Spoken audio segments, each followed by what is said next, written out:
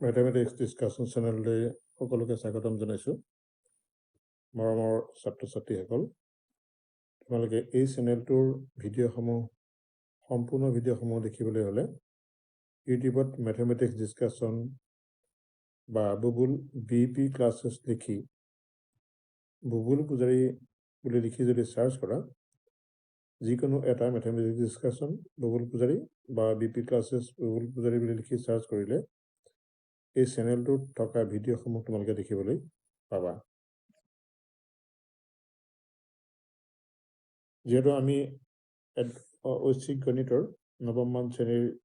পাঠসমূহৰ বিষয়ে আলোচনা কৰিছিলোঁ অনুক্ৰম আৰু শ্ৰেণী আগৰ খণ্ডৰ পিছৰ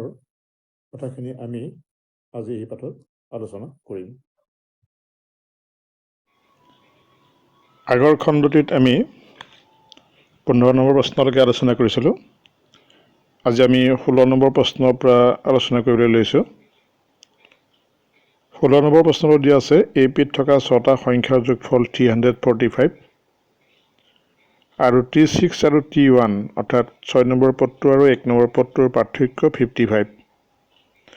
এনে সংখ্যাকেইটা কি কি উলিয়াব লাগে আৰু 17 নম্বৰ প্ৰশ্নটো হ'ল সমান্তৰ প্ৰকৃতিত 4টা ক্ৰমিক পদৰ যোগফল 32 আৰু সিহঁতৰ বৰ্গৰ যোগফল 276 সেই সংখ্যাকেইটা উলিয়াব লাগে 16 আৰু 17 যেহেতু এইকেইটা ভাবিছে জটিলতা নাই তোমালোকে নিশ্চয় পাৰিবা তথাপি আমি কৰি দিছো 16 নম্বৰটো ইয়াত আমি 6টা পদ প্ৰথম পদটো a আৰু সাধাৰণ অন্তৰটো আমি d ধৰি লৈছো d ধৰি লৈ প্ৰথম পদটোক আমি লিখিলো t1 সমান a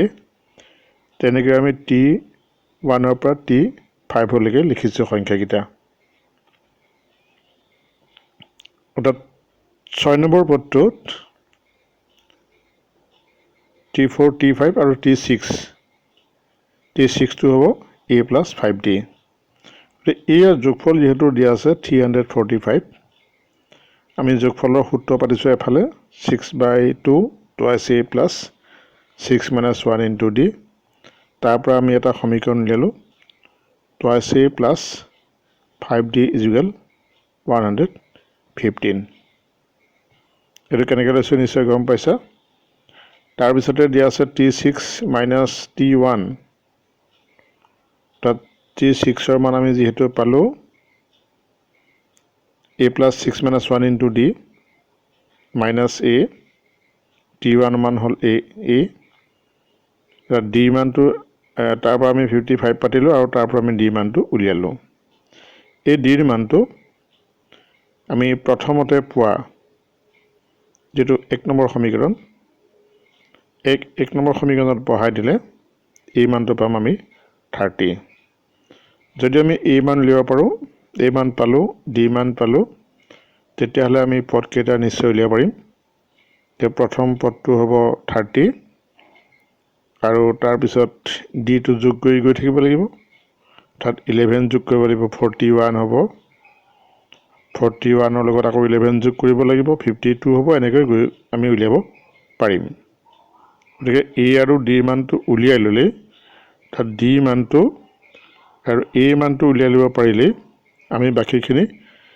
বাকি পদকেইটা উলিয়াব পাৰিম ইয়াৰ পিছৰ প্ৰশ্নটোলৈ গৈছো আমি সমান্তৰ প্ৰকৃতিটোত পদ 4টা ক্ৰমে ধৰি লৈছো a minus d a plus d আৰু a plus twice d এটো দিয়া আছে পদ 4টাৰ যোগফল 32 ওটা আমি 4টা যোগ কৰি দিলো 32 তাৰ পৰা এটা আমি সমীকৰণ ললো twice a plus d is equal 16 আৰু তাৰ পৰা আমি d মানটো উলিয়াই ললো d is equal 16 minus twice a হেতু আমি 2 নম্বৰ সমীকৰণ দি ললো তাত যেহেতু আমি পাইছো twice a plus d equal 16 গতিকে d মানটো হ'ব 16 minus twice a এতিয়া আকৌ দিয়া আছে বৰ্গ সংখ্যাকেইটাৰ পদকেইটাৰ বৰ্গৰ যোগফল 276 অৰ্থাৎ a plus d whole square a minus d whole square a square a plus d whole square a plus twice d whole square ইয়াক কৰিলে আমি দেখিলো সূত্ৰ বৰ্গ সূত্ৰ পাতিলো পাতি a minus twice দিয়ে plus twice দিয়ে কটাকটি গ'ল শেষত a 4 দি থাকিলে a স্কয়াৰ আমি যদি চাওঁ 4টা স্কয়াৰ পাম 4a দি পালো আৰু 6 6টা d স্কয়াৰ পালো যেহেতু ইয়াত 4d স্কয়াৰ আছে আৰু 2টা d স্কয়াৰ আছে এতিয়া দুই গোটেইবিলাকত আমি দুই এটা কমন ললো তেতিয়া টুৱাইস a স্কয়াৰ হল টুৱাইস ad হল থাইস d স্কয়াৰ হল আৰু ইয়াতো d কমন ললে 138 হল এটা টুৱাইস a d মান আমি পাতি দিলো যেহেতু আমি পাইছিলো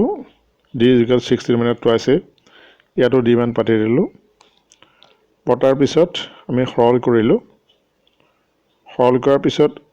এই ভিতৰ ৰাশিটো আমি এনেকুৱাকে যদি হোস কৰা ভাঙি দিলে এনেকুৱা ৰাশি এটা পাম আৰু ইয়াৰ পৰা আমি এটো 138 ইয়াৰ পিছত গোটেইখিনি সৰল কৰাত আমি পামগে -160 plus 10a square minus plus 630 গোটেইকিটাতে যেটো 10 কমন আছে 10 কমন লোৱাত a স্কয়াৰত 10 এটো থাকিলে 10 স্কয়াৰত a স্কয়াৰ ইয়াত 16 থাকিলে মাইনাস আৰু ইয়াত 63 থাকিলে এটা আমি উৎপাদক বিশ্লেষণ কৰো যেটো নৱম মান শ্ৰেণীত আমি উৎপাদক বিশ্লেষণ শিকি আইছো উৎপাদক বিশ্লেষণৰ যোগেদি ইয়াক সমাধান কৰিবলৈ চাওঁ 63 9 into 7 সমান 63 minus 9a minus 7a মানে হ'ব minus 16a গতিকে minus 9a minus 7a ইয়াৰ পিছত আমি পালো তেনেকৈ উত্তৰ বিশ্লেষণ কৰি ইয়াৰ সমান 0 পালো দুটা সংখ্যাৰ পূৰণফল যদি শূন্য হয় যেতিয়া হলে a minus 9 আৰু a minus 7 এটো কেনেকৈ লৈছো তোমালোকে উত্তৰ বিশ্লেষণ যেটো শিকি আছে সেইকাৰণে আমি কোৱা নাই প্ৰথম দুইটাতে a কমন ললো তেতিয়া a থাকিব -9 আৰু দুইটাতে প্ৰথম a দুই পিছৰ দুইটাত -7 কমন ললো তেতিয়া a -9 থাকিব a -9 টো কমন লোৱাত a -9 হ'ব আৰু a -7 হ'ব তাত a এনেকৈ আমি কৰিছো a into a -9 7 into a minus 9 গতিকে a minus 7 আৰু a minus 9 হ'ব এতিয়া আমি এই দুইটা সংখ্যাৰ পূৰণফল যেটো শূন্য যিকোনো এটা শূন্য হ'ব পাৰে তেতিয়া a minus 9 equal 0 হলে a equal 9 আৰু a minus 7 equal 0 হলে a equal 7 গতিকে a মান আমি দুটা পাব পাৰো এটা হল 9 এটা হল 7 আমি প্ৰথমতে 9 ভৰাই চালো তেতিয়া d মানটো হ'ব -2 আৰু 7 ভৰাই চালে কিমান হ'ব মানে গম পাবা 2 into ইয়াত 7 হ'ব গতিকে ইয়াত +2 হ'ব গতিকে a মান যদি +7 হয় তেতিয়া হলে d মান হ'ব +2 এনেকৈ যদি a আৰু d মান আমি উলিয়াব পাৰিলো a মানো আমি পালো d মানো পালো গতিকে a আৰু d মান পালে আমি a মান পালো আৰু d মান পালো তেনে ক্ষেত্ৰত আমি যেহেতু ধৰিছিলো এই পদকেইটা আমি উলিয়াব পাৰিম a - d a plus d আৰু a plus twice d এই পদকেইটা আমি উলিয়াব পাৰিম গতিকে ইয়াৰ পিছৰখিনি তোমালোকে নিশ্চয় কৰিব পাৰিবা মই মাথোন কেনেকৈ কৰিব লাগিব সেইটোহে দেখুৱাই দিছো ইয়াৰ পিছৰখিনি তোমালোকে নিজে কৰিবলৈ যত্ন কৰিবা 18 নম্বৰ প্ৰশ্নটোত s n ৰ মান দিয়া আছে n square p s n ৰ মান দিয়া আছে n স্কয়াৰ p আৰু s m ৰ মান দিয়া আছে m স্কয়াৰ p ইয়াত m is not equal n আৰু আমি তেতিয়া দেখুৱাব লাগে sp equal p cube আৰু যেহেতু ইয়াৰ 19 নম্বৰ প্ৰশ্নটোত জটিলতা নাই 19 নম্বৰ প্ৰশ্নটো তোমালোকে নিজে কৰিবলৈ যত্ন কৰিবা মই 18 নম্বৰ প্ৰশ্নটো আলোচনা কৰি দিছো আমি এই প্ৰশ্নটো কৰিবলৈ যাওঁতে সমান্তৰ প্ৰগতিটোৰ প্ৰথম পদ a আৰু সাধাৰণটো আমি d প্ৰথম ধৰি লম ধৰি ললে sn যেটো nতম পদলৈ সমষ্টি গতিকে আমি এই সূত্ৰটো পাতিম n/2 twice a into twice a plus n minus 1 into d তাহলে m ৰ মানটো হ'ব m/2 twice a plus m minus 1 into d এতিয়া দিয়া আছে যে s n equal n square p গতিকে s n ৰ মানটো হ'ল এটো হ'ল n square p এতিয়া এই n টো আমি সমান চিহ্নৰ সোঁহাতলৈ যদি লৈ যাওঁ তেতিয়ালে n যেহেতু পূৰণ আছে এফালে নিলে হৰণ হ'ব হৰণ হলে ইয়াৰ n স্কয়াৰটাই কটা যাব গোটে টুৱাইস np থাকিলে তেনেকৈ s ৰ মানটো আমি যদি পাওঁ m স্কয়াৰ p পাম এতিয়া এই দুইটা সমীকৰণ আমি দুইটা সমীকৰণ যদি বিগ দিওঁ 1 আৰু 2 পৰা যদি বিগ দিওঁ দুইটা সমীকৰণ বিগ দিলে আমি পাম যে বাহুতখিনি বাহুতে বিগ দিওঁ আৰু সোঁহাতখিনি সোঁহাতে বিগ দিওঁ যেটো ইয়াত twice a plus twice a দুইটা মাইনাস হলে 0 হৈ যাব ওদিকে থাকিলে হল n minus 1 into d n minus 1 into d আৰু m plus m minus 1 into d ওদিকে সেই দুইটা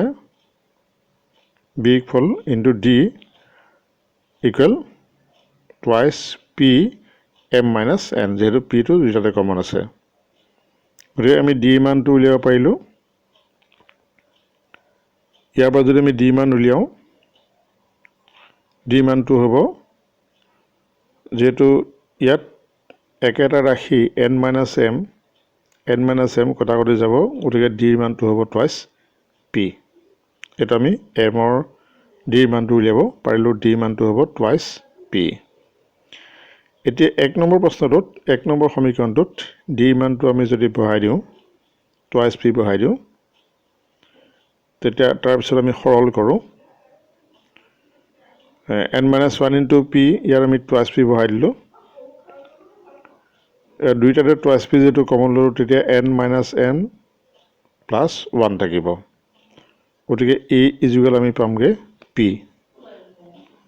গতিকে sp অৰ্থাৎ p তম পদলৈ যোগফল হ'ব p তম পদলৈ যোগফল হ'ব p/2 twice a plus p minus 1 into d গতিকে ইয়াত আমি যেটো a আৰু d মান বহাই দিওঁ a মানটো হ'ব p d মানটো হ'ব twice p এনেকৈ বহাই দি সৰল কৰি আমি পাম এই দুয়ে শেষত কটা হৈ যাব p a p স্কয়াৰ পূৰণ কৰিলে p q হ'ব যে আমি এনেদৰে sp ৰ মান p q বুলি দেখাব পাৰিম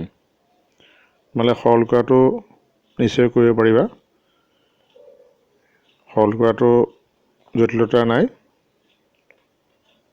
সহজ সৰল মাত্ৰ মানবিলাক বহাই পেলাই আমি বুদ্ধি খটুৱাই কেনেদৰে কৰিব পাৰিম সেইটোৱে মূল লক্ষণীয়